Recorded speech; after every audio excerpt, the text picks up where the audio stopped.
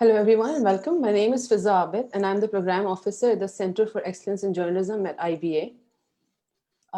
Today, we're here to discuss the media's coverage of the Motorway rape case that took place recently. We have with us Ms. Mona Khan, who will be moderating this session. Mona is an instructor of news writing and reporting at CEJ. Our panelists today are Ms. Mahim Meher, who is the editor of Sama TV's digital properties. And we also have with us Mr. Tasneem Ahmed, who is the founder and head of the UX Research Center, which is a media advocacy and monitoring organization. Over to you, Mona.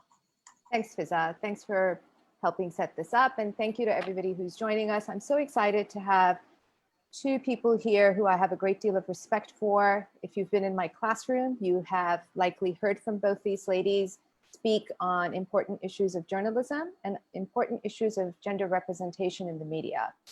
To kickstart this conversation, I'm going to start with Tasneem. You've been reviewing media coverage of women in news, entertainment, advertising for a very long time. You've written extensively on this subject in both national, international. You have spoken extensively on this subject. You have given trainings extensively on this subject. I want to start by asking if you saw anything new in the way this gang rape was covered.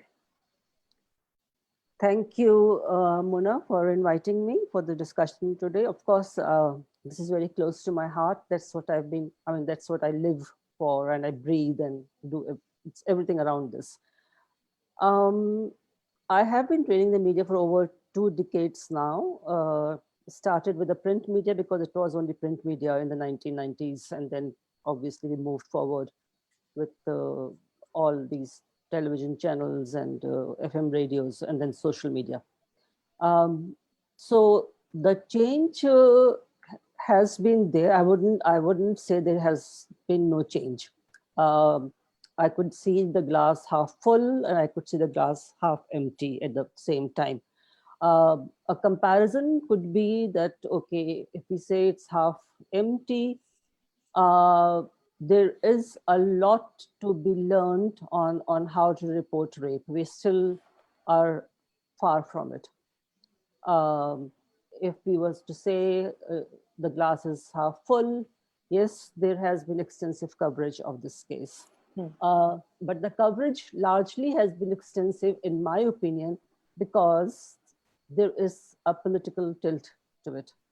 Had the CCPO not been there, his statement not been there, probably this would have died down. Although we can say that the Zainab case, the Qusur case, was taken up by the media, and it did run for a long time. So this case also could be the same, but we have had a huge number of rape cases, throughout. Why did this case become such a big national news concern that for almost like 5 days now, we have had several TV talk shows. Almost every channel has covered it. They've spoken about it. They have invited panels, and they've done, entire shows on this particular case. Out of those, there have been very few that have actually focused on the crime that was committed. They have actually focused very, very little on why rapes happen. There has been a rage, understandably, against the rapist, but there's hardly any study that shows, what does a rapist's mind go through? Why do rapes happen? So everything the media picks up something that comes up, and they start to churn out news, views, opinion, everything. But what this case has done, and I would take it positively, it's open doors. It's open doors to discussion. It's open doors to a lot of tabooed words and terminologies to be spoken on television. Women especially have spoken very frankly, very openly about it, very, I would say, passionately about the issue itself. There have been a lot of insensitive content because when it comes to rape, and especially a case where you see a woman driver with 3 kids going alone from one place to another at night. And then there are, like, I've seen shows that have focused on, she did not call her husband, she did not call her brother, but she called a friend, a male friend. So what was going on? So all kinds of, filth that comes in with rape case, and that we have seen all the time happen. uh, Somehow, for once, I have not seen the woman's name in the newspapers or on television, and that's a huge success, I would say. uh, Somebody did share a picture of a woman, but I said, you don't know if she's the one, so don't circulate it, don't even share it. There was some young journalist from a television channel. So there has been a change. There has been a change because the case has become sort of political, socio, and then cultural. Uh, it's all three things put together. Thank you. Mahim, you've been in the newsroom and you have been editor when a lot of sexual crime, sexual crime takes place every day. But I wanted to talk a little bit because in 10 years in Karachi, I believe you were editing, you were an editor when the DHA rape case took place. And 10 years later, we have this case. I wanted to ask you, in your opinion, what's changed, if anything? Well, I agree with Tasneem Appa that it's a glass half empty, half full situation, because there's been some positive sort of improvements, and yet we see some strange stuff happening.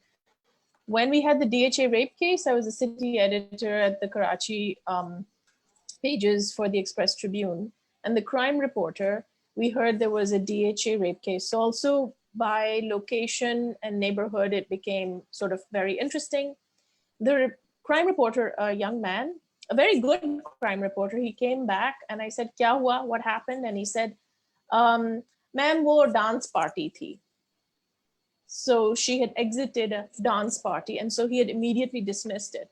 And as a crime reporter and a male, he is obviously steeped in a police culture at that time, which was kind of, dismissive. So I was very frustrated because I was like, even if she was at a dance party, it doesn't really matter. So then I turned to Sabah Imtiaz, who was covering the anti-terrorism courts at the time for us. And I said, "Sabah, for God's sake, can you just go take a look? Because I think he's just not getting it."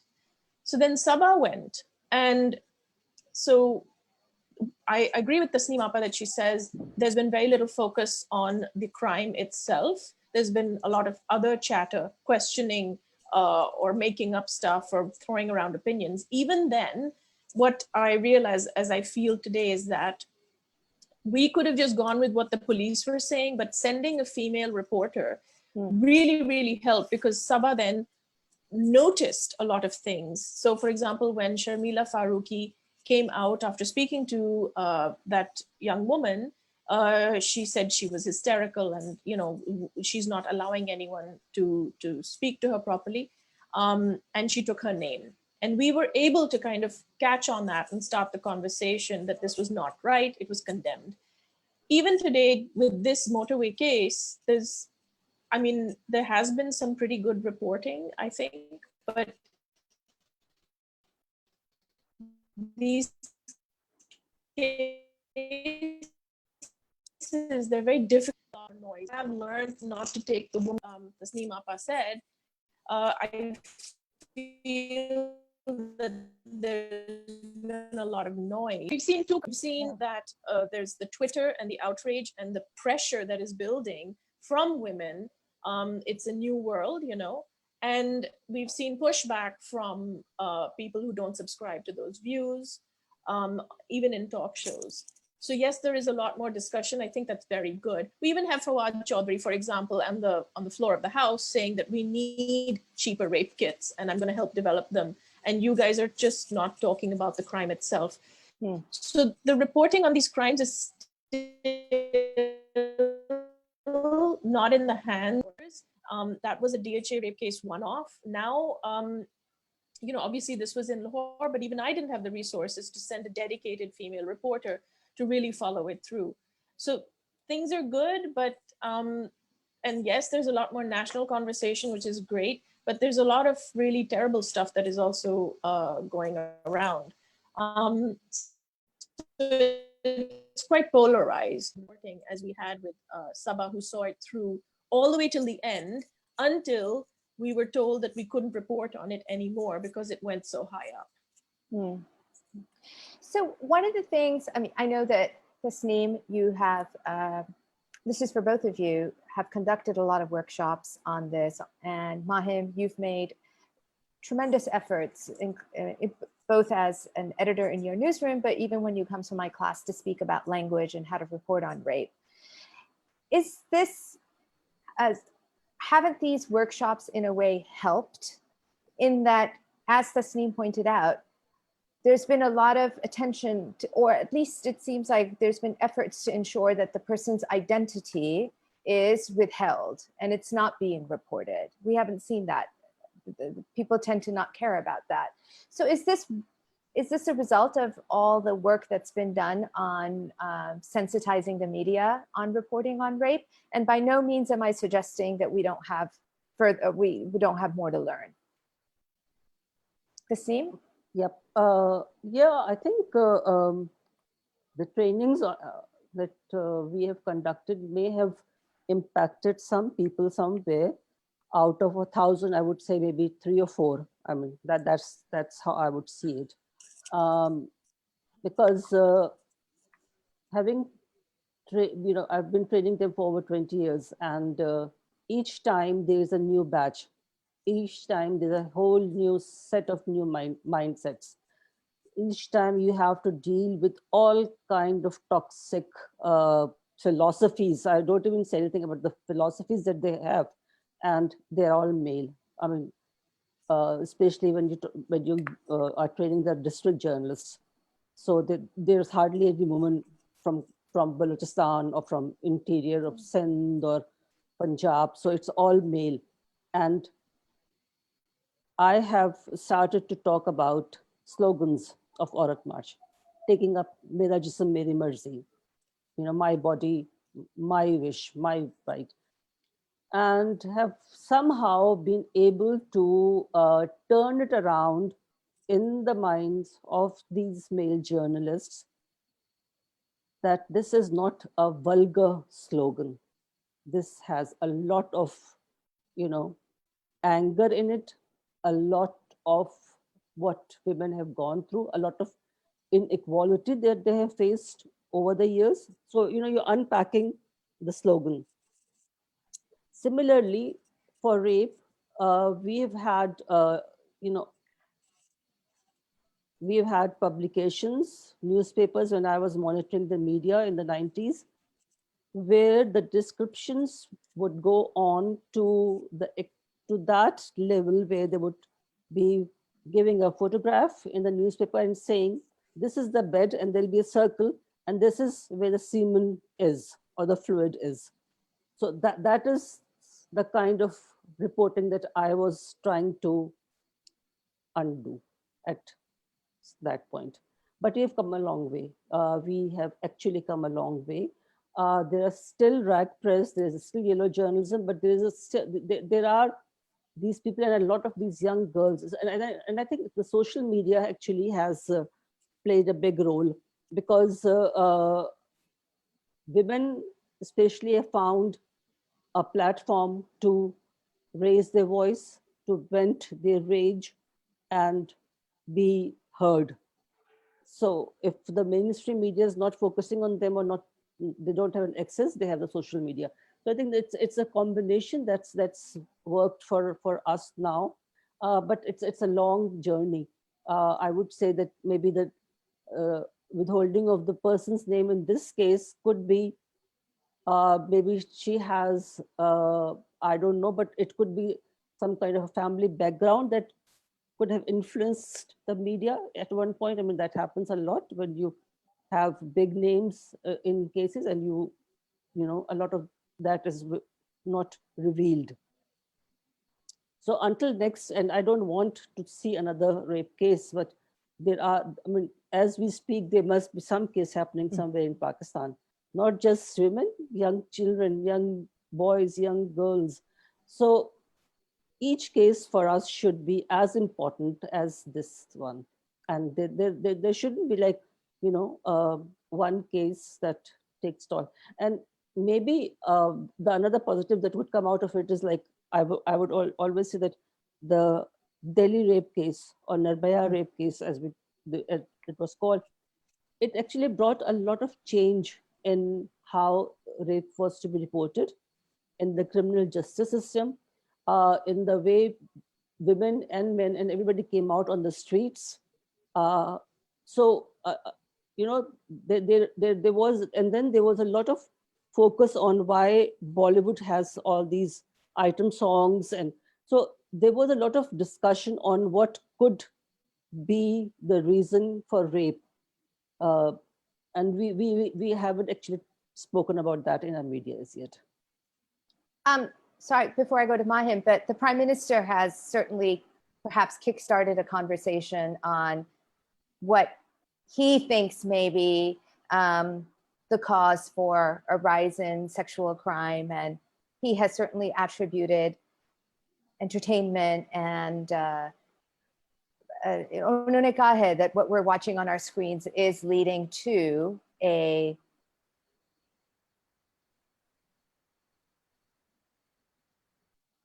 to sort of revive a new identity, perhaps, or something like that. So maybe he has kickstarted. Well, I would buy it to some extent, but not entirely subscribe to this. Of course. And also not subscribe to the kind of punishment that's being suggested, because you have to get to the root cause. You castrate people, what do they do after that? They still have hands to be violent. So, that's no solution. I'm going to be talking about the punishment aspect in a little later, but Mahim, in the years that you've been editing in Newsroom and worked with colleagues and reporters, you spoke a little bit about what it was like to work with the young man in Express Tribune. What are the changes that you're seeing now with your team? Do you feel like you have to do a lot of explaining on how to report on rape, the imagery that's being used, or the images that you should be using? Yeah, so there is definitely, it's very difficult in a digital newsroom attached to a television channel. So at Sama TV and with a lot of other television channels, whatever is broadcast on the screen is just sliced and diced and put up on to their digital presence, their social media and their websites. If you do not take what has come on television, it kind of dies off a little bit.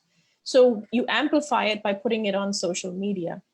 So one of the problems I've constantly had is framing an editorial policy in which television, if they do something that I know will become immortalized in cyberspace, I have to sort of bleach it out or cut it out. So for example, it's a peculiar thing that I never had to deal with in the newspaper because we never ran these kind of images. So in the newspapers, you have the choice that it's 2 columns or 3 columns. You don't have to run an image with it. You just need a headline. In television and in digital, you have to run an image.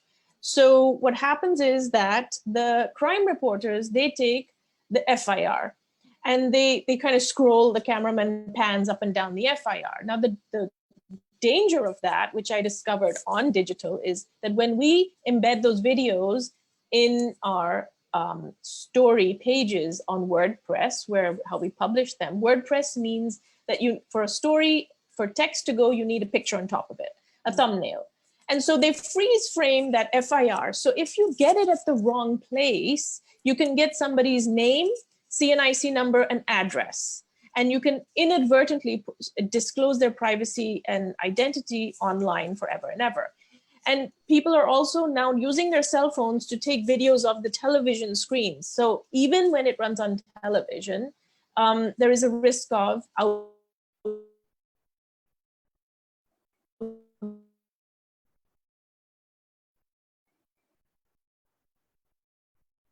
the visuals work with the text is also very, very difficult. We've been talking about rape cases and identifying people. So the young sub-editors I have, they're very, very clear in the digital newsroom that they can't take somebody's name. We have discussions, and I'm sure other newsrooms are doing the same thing, but social media has confused a lot of my sub-editors because social media पे कोई एक बंदा उठा के चीज फेंक देता है and it viral चली जाती है, तो फिर you have to suppress that urge कि भाई okay, it's in the public domain now, हम भी चला दें. So there's that. So coming back to the image problem, we have to put one image. So what they were doing was they were putting these terrible things, and even television, it has the 4-window kind of format. तो उनके बीच वाले window में उन्हें कोई footage चलानी है. So they have the tajia cars or the reporters. And what happens is that middle window, they put those pictures of the woman going like this, or someone going like this, or this one is really popular. So this is what the NLEs, they do to fill in, right? Now, the problem with this is that it is, and I read a lot a while ago on rape imagery. And the thing is, you can't show the woman. You can show the scene of the crime, like the glass shattered on the motorway or the car. The problem with cars is the registration plate aa jati hai, koi identifying factor aa jata hai. You have to make sure, because journalism's first rule is do no harm. So any identifying factors, right? It could be something hanging from the dashboard. So they go to these stock images. Now, the problem with these stock images is that it focuses only on the victim. It shows a generic victim. It normalizes it, and it shows that this person still gets to apply force. You're sort of mirroring and perpetuating an image of violence. Plus, the rapist isn't in the picture. This is the same thing with the text editing in the headlines. Woman in Sheikhupura gang raped. So I make them all change it to say, teen mardon ne ek aurat ko rape kiya. Because the agent of action, the perpetrator of the violence is rendered invisible by passive writing. And it's very strange for us to undo that. So the pictures that we use are, I commission art. Sometimes we get that wrong, but I have artists and graphics people. So television should stop using those images. I don't see that happening anytime soon. And you can just use a plain white something with topography or just a picture of the place or something, because you have to run imagery. So that's a big question that a lot of people don't want to bother with. So we're constantly struggling, even with child abuse cases. What do you show there? Children under 18, we don't run pictures of them. And I believe that one or two of the female anchors have actually interviewed the woman who was raped on the motorway. And then the debate in my newsroom right now is, bhai ye khabar chalani nahi chalani hai? And I was like flummoxed. I was like, why would you interview a woman who was raped? Why? But it's very sexy television. And it's a big show that wants to run it. So I was like, oh my God, like, what are we going to do? So they're like, we're not going to show her face. And I was like, well, that's really not the point, because as Tasneem Appa will probably sort of endorse, if you interview a woman who has been raped, what are the questions you're going to ask her? You're not going to ask dumb questions that are going to make her relive the trauma. The other thing is you're going to try to establish a timeline. Now, rape survivors have very fuzzy memories in the trauma of their timelines. So if she says something that she later contradicts, or someone else contradicts, you will water down her defense in terms of the evidence.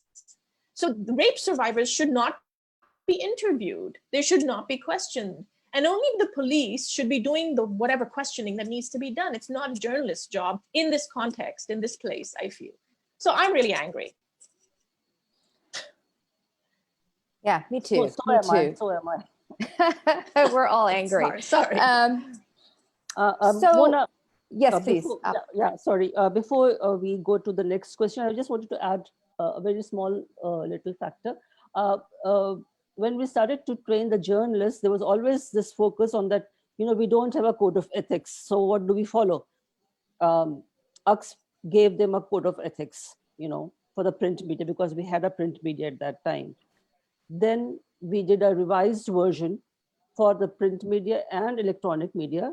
That was 2013.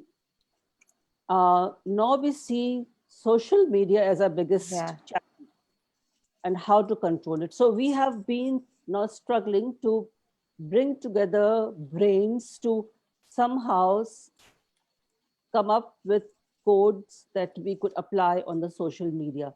Not necessarily that everybody would adopt that, because it's obviously not a mandatory thing. It's just a voluntary act.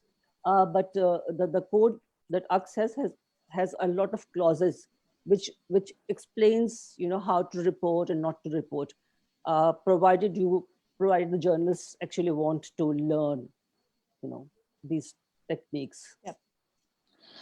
So I'm going to go into something that's a little indelicate, which is that, and Mahim, I will start with you. In Pakistan, it is common practice not to name the person who has been raped. We don't see the same being accorded to the person accused of the crime. Does the person accused of the crime not have the right to privacy, or is it in the public interest that we release their names? I'm asking this because there's been, in this particular case, somebody's name, NIC number, it was all put out there. They've stepped forward, et cetera, et cetera. Should people accused of a crime be accorded any privacy? Mahim. I go back to the same principle of journalism. One of the tenets is do no harm. So you can go in and report on things because you have access to information, but you cannot do any harm. So yes, the rape victim's name should not be taken. Now, the man, let's say, he is innocent until proven guilty. It's very clear you do not take his picture. The evidence, the trial, all of that, you just can't put it out there. The same rules have to apply. It has to be neutral. Public interest, someone's face, for someone who is perhaps not famous, like we've seen in the Jeffrey Epstein case, that's sort of, celebrities are slightly different, but even then it gets tricky. So I'll tell you about a case that happened at Sama. I was against it. This is just barely before I joined. There was a case at Karachi University where a professor was harassing students and accused of that, and they ran his picture. Now, I'm against this because a committee has to do its work before you kind of go about destroying somebody's family or their name, because what if you're wrong? What if you're wrong? You can't take that risk. You will be harming someone. And this became extremely problematic. It was problematic for us in the newsroom, and we didn't run the image as far as we could go. The question then is, when all of the media is putting the guy's face, if the Motorway, the police have released, yes, it's in the public realm image. Let's say there's a manhunt. Yeah, then I think it's a little bit more kosher, but then you have to weigh out the evidence. But even then, I think that how these things are so heated and, so many principles just fall by the wayside. I err on the side of caution. I don't want to run the face. And often, in many cases, at Sama Digital, we're going completely against the normal trend. And, we lose out on traffic. But I think in the long run, it helps with our credibility. It's a small thing I do so I can sleep better at night. So I'm against running the man's face until there's some factor that allows you to say that it is going to be helpful information. Even with the details that Appa was talking about that she would see in the early days, the salacious details of the bed and the sheets and everything. The Qaid-e-Azam Mazar gang rape case was it was something just as horrifying.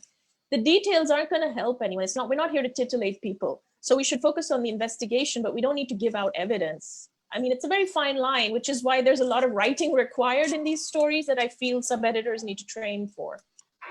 So with when it was just print and TV, there's always a rat race, and you don't want to be, sorry, did I say rat race? I meant ratings race, and you don't want to be left behind. And now you have social media. And so if you're ignoring and people are posting whatever they want, and just a reminder that there's no accountability on social media, journalists still have to be accountable. Now, Tasneem, in this case, the police releases this information of the people accused of a crime.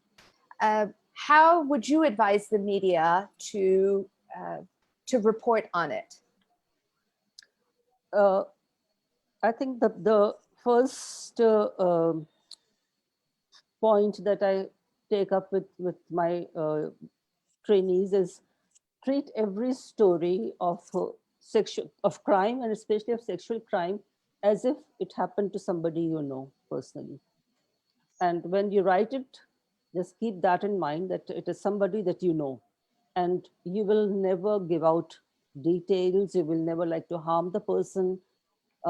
Everything will be sensitized. Not many people follow that, because obviously we all know that there is a rat race, there is a race for ratings, everything.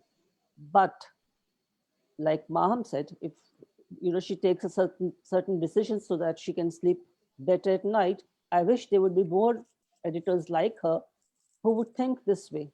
Then only we can bring the change. Because if Maham's stance proves to be rate kam ho rahe hain for Sama, she'll not be able to continue with this for a long time, because the management will obviously see commercially how much viable this mindset is.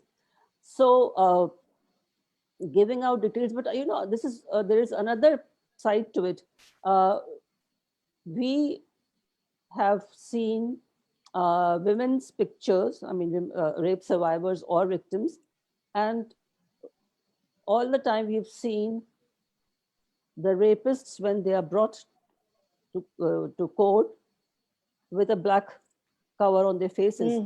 Now, the whole world has seen the pictures of that man, and when you bring him to the court, it's covered. So there are quite a few things that we need to sort out in our reporting, in a, of course, criminal justice system, a lot of social attitudes and behaviors. So why would you cover the face when the whole world already knows this is the man? I mean, the police has released the picture, and then they bring the man, the face. I mean, it just happened in this case. So it's rather bizarre, why would you do things like that? So there's something, sorry. Yeah. Please. So there's one thing that that just occurred to me when I was just listening to you, that one of the things I learned last year at a War Against Rape seminar in Hyderabad, where a lot of very, very experienced women, they were like, we always focus on one case. So when we can't report on things, as I saw in the Jami case, it's very sensitive.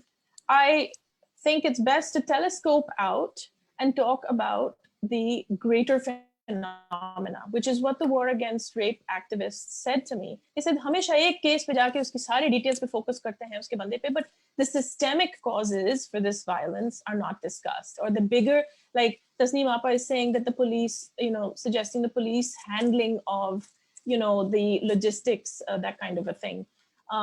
So in the Jami case, I was like, well, let's telescope out. I can't talk to Jami. I can't talk to the person he has accused, etc. So let's talk about the fact that men also face these issues, and the law provides for this, that, or the other, or doesn't provide for it. So we need to just stop fixating on these one or two emblematic cases and talk about the greater thing. And then you can do a lot of reporting where you can get the statistics. You could talk about the conviction rate. You can talk about, well, what is in a rape kit? Like if you are raped, what are you supposed to really do? What are the good police stations? Or how do they do it abroad? So that's something that reporting we should see more of around the issue rather than fixating on one case. And So just to add to that, sorry, is that I have spoken before this talk. I did reach out and speak to a few editors across different language media outlets in print and TV.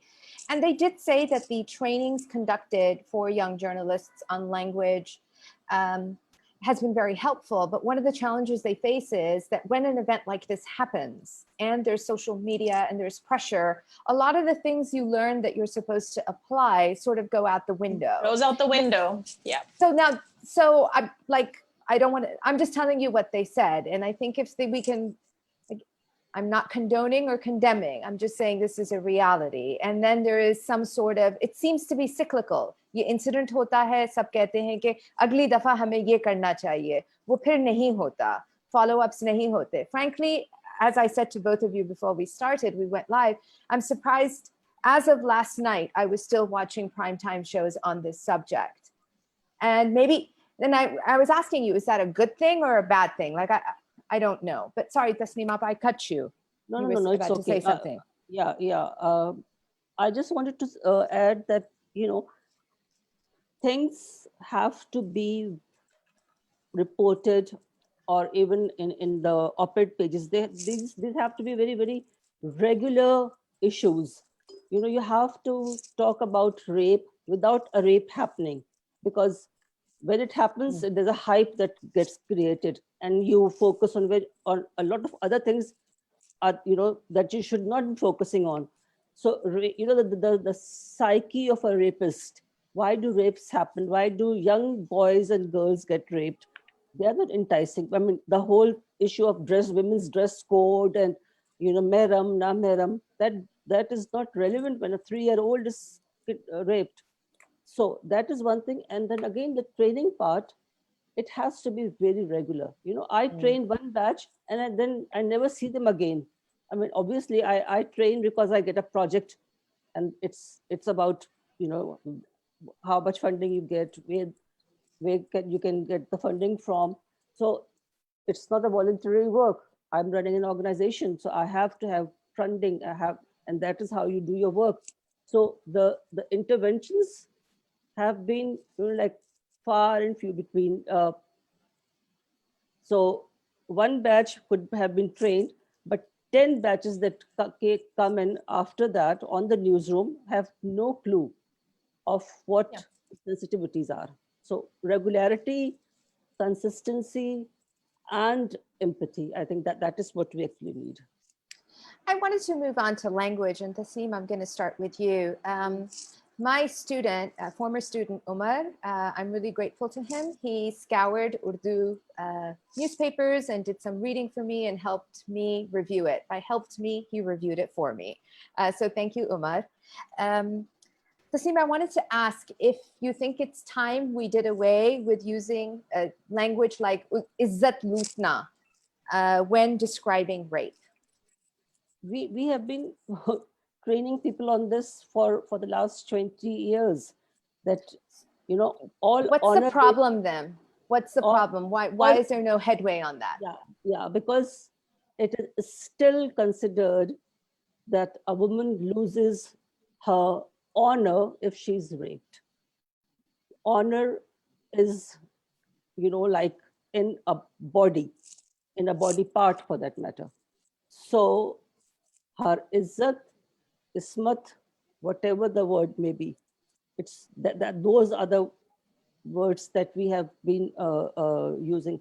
And I have always been telling my trainees that use the word rape in Urdu. Don't we use telephone, telegram, teleprinter, tele this, Yes. tele that. Use rape. What's the problem? Small little word rape. Just use it. And I can always share that Wasitullah Khan was the first person who understood it and started to, use rape in Urdu. And I think now a few more would, but still, I mean, even women say uski izzat lut gayi, uski izzat kharab ho gayi. So you have to again unpack the notion of honor from the crime of rape. That is something that, and it's something that has to be done, from grassroots. बच्चे से honor जो है वो, you don't lose your life if you are raped. You are still alive. You are still a person. You are a complete person. There's nothing that you have lost. You've lost something inside you, but yes, the pain would be there, but it's not the honor that's lost. I mean, that is the message that should go. Thank you for that. That's a great tip. Mahim, you and I have spoken about this in my classroom, in private as well. Talk to us a little bit about your views on why we shouldn't use the word alleged when reporting on the Oh, my favorite one. Yes, I gave it to you. So I forgot about that. So in early days when I was learning how to do copy, everyone seemed to say, "Haan, theek hai, bas allegedly tika do to safe hai." So I was like, okay. So I went along like that for like 10 years or so. And then obviously when Karachi was very violent and, the word allegedly, like it kind of covers your ass, But then with rape stories, it became so problematic because so we would start off with she was allegedly raped. Well, that just waters it down. It casts suspicion from the get-go on the woman saying that something has happened to her. And I don't agree with the sort of the way people argue this, and they say, well, no woman would really ever want to come out and say she's been raped, so it must be true.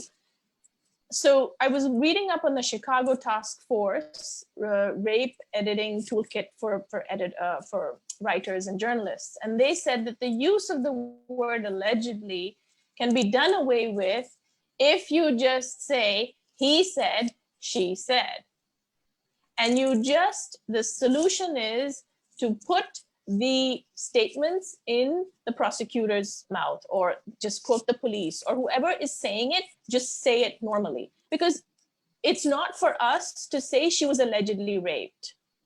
It's a statement she's making. We can just report her statement. And so the shifting of the burden of proof moves away from the woman. And so we just say she said she was raped at 11 o'clock by 4 men off the motorway. Why is that not good enough? Why do we need to put in the allegedly? And I think it's the reason why this has been happening is because all these crime reporters and all these sub-editors have always been men. So the default setting is allegedly. And then prove karte karte in our system. I mean, it's very difficult to prove rape. I remember that the reporters from Peshawar, they sent me an ML report of a 9-year-old or 8-year-old who had been raped, and they couldn't understand the ML report.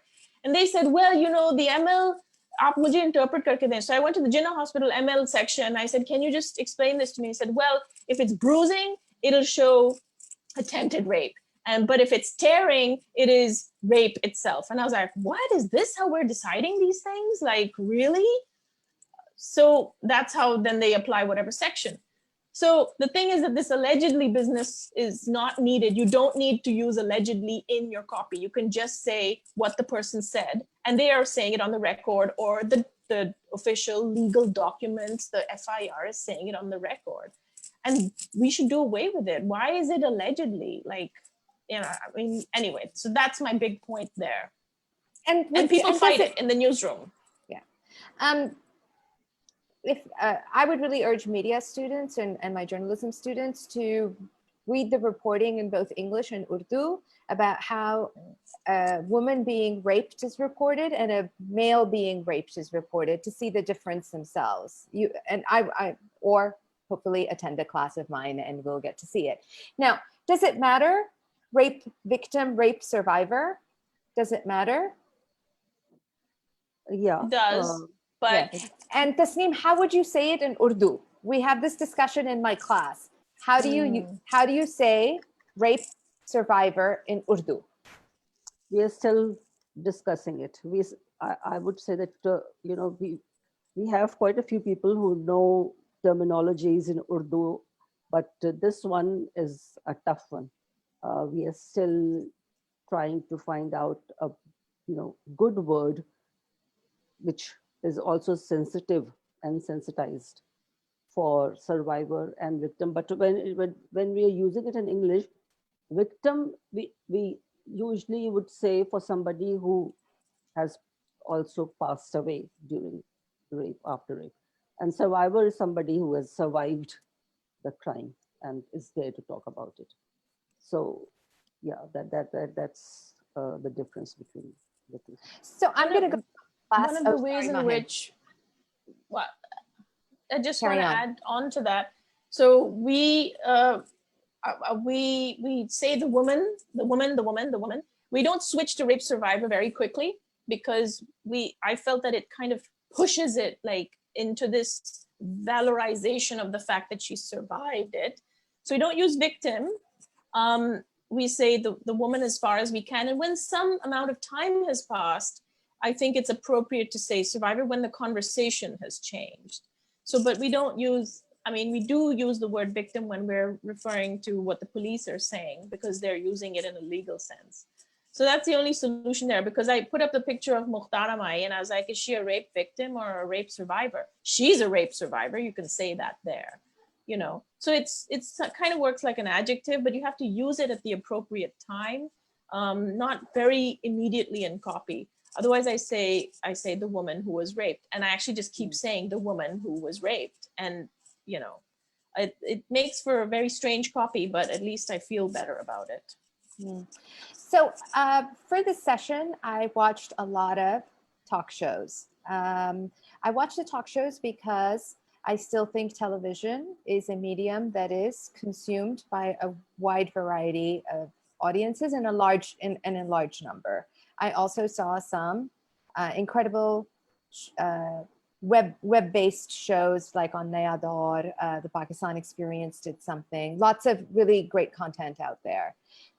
I felt that they reflected a mood on the ground, which is people are angry. I saw a lot of anchors speak from a place of vulnerability, from a place of indignation.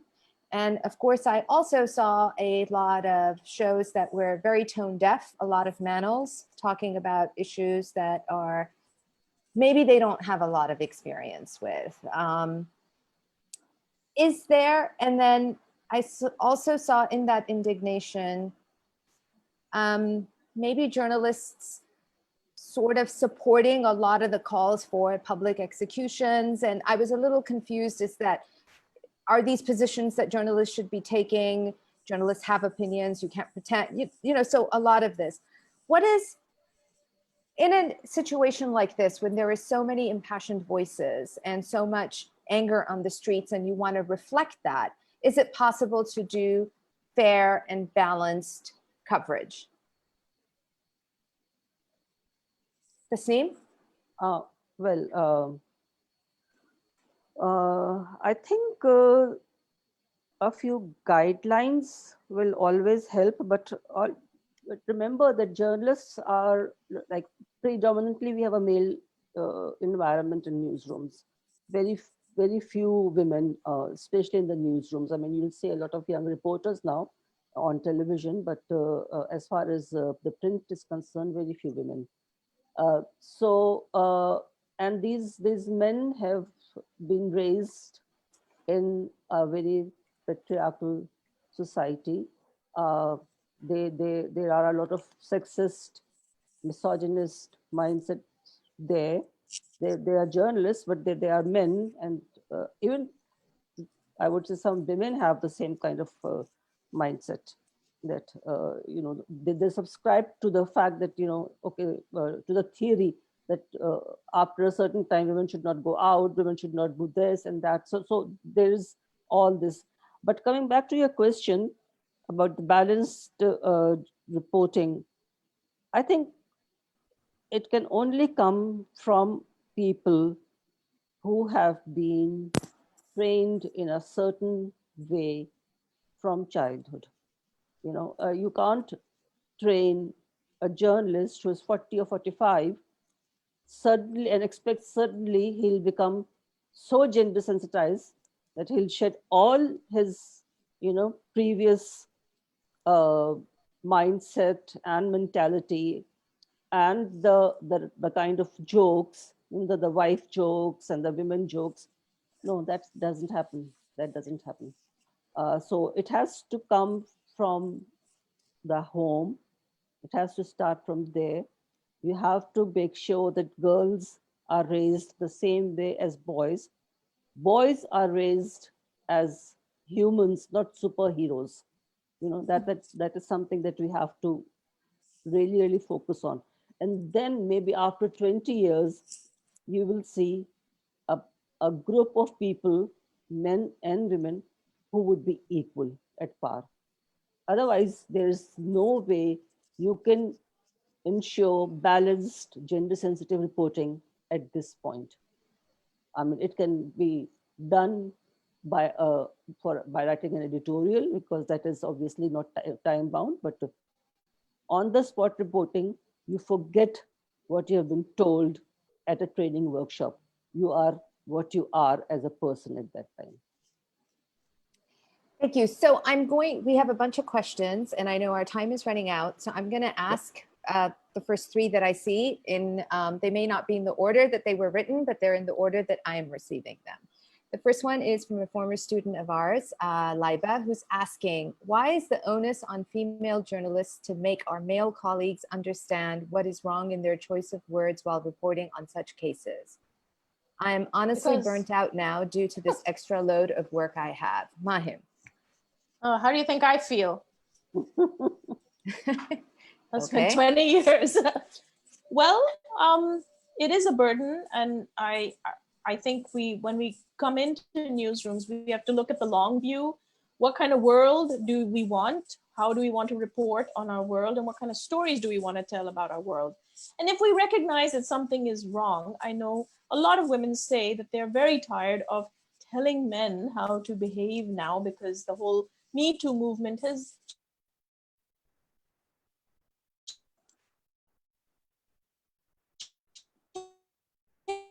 changed everything.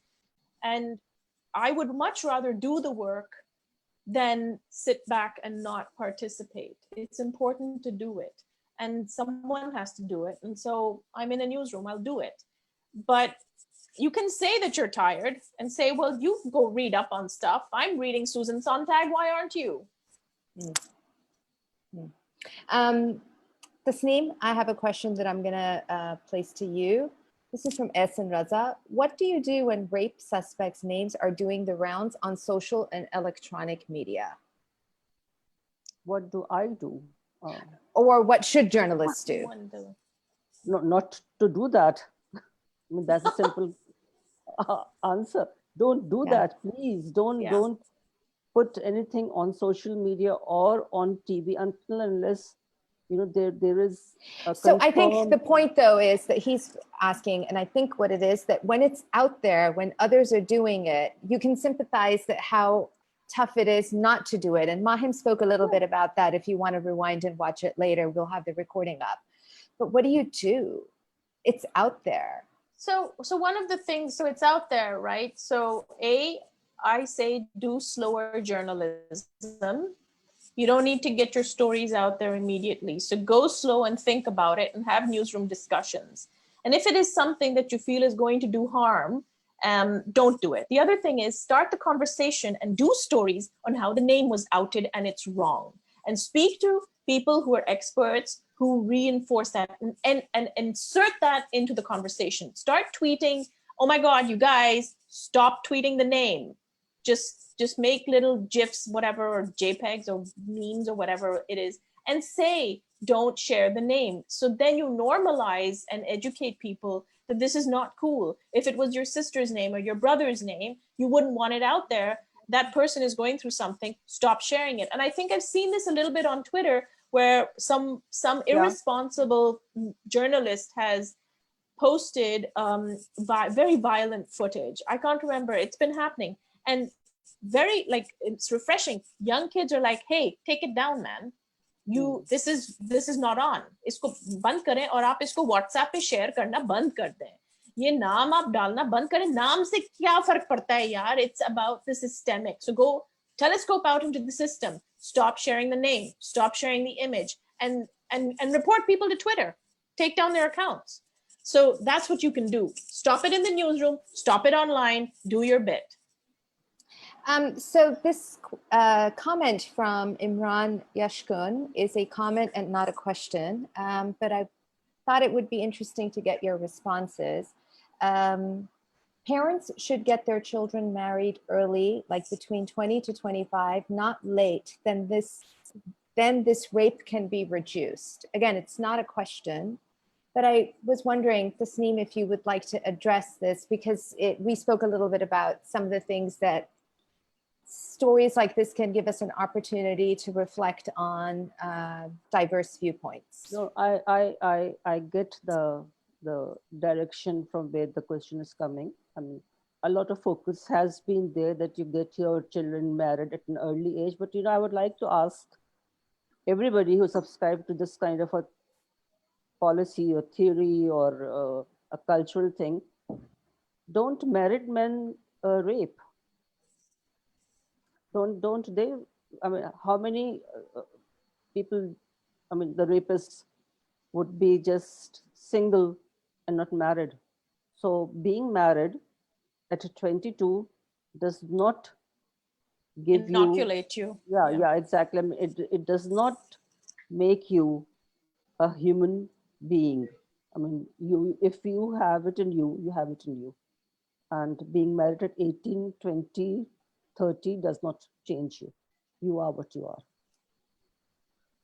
Thanks so much. Is there any question? We have a lot of comments and I'm sorry we didn't get round to it, but I really enjoyed this discussion and thank you both for participating in it. And I hope, Tasneem, I've taken something you've said to heart, that you're right. This is not a one-time conversation. Let us meet again. Let us meet again in a couple of weeks, a couple of months, and ask. Fariha had some great questions that I just saw, LJ, and we're going to leave them on there, but let's keep them. And folks, thank you for posting, because I think these are important things. Sabine, you posted some really valid comments on there, and I wish we had the time to bring it up. So I'm making a commitment to come back to this and continue this conversation. But for now, I thank everybody, especially you, Mahim and Tasneem, and to everybody who tuned in. Thank you. Yes. Thank you. Bye. Bye.